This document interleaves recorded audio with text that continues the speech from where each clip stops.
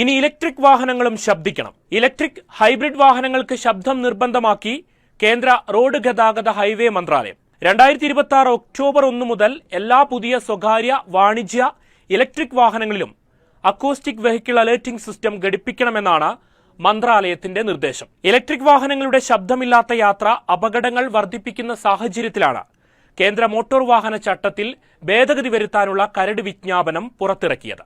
2027 October 1 മുതൽ നിലവിൽ വിൽക്കുന്ന എല്ലാ മോഡലുകളിലേക്കും വ്യാപിപ്പിക്കാനും നിർദ്ദേശമുണ്ട്. ഈ വിജ്ഞാപന പ്രകാരം ഇലക്ട്രിക് മുച്ചക്ര വാഹനങ്ങൾ, ഇ റിക്ഷ, ഇ കാർട്ട് എന്നിവയ്ക്കും ഈ വിജ്ഞാപനം ബാധകമായിരിക്കും. എന്നാൽ ചില കമ്പനികൾ അവരുടെ മോഡലുകളിൽ അക്കോസ്റ്റിക് വെഹിക്കിൾ അലേർട്ടിംഗ് സിസ്റ്റം ഇപ്പോൾ തന്നെ ഘടിപ്പിക്കുന്നുണ്ട്. US, ചൈന, ജപ്പാൻ തുടങ്ങിയ രാജ്യങ്ങളിലും യൂറോപ്യൻ യൂണിയനും അക്കോസ്റ്റിക് വെഹിക്കിൾ അലേർട്ടിംഗ് സിസ്റ്റം മുൻപേ നടപ്പാക്കിയിട്ടുണ്ട്.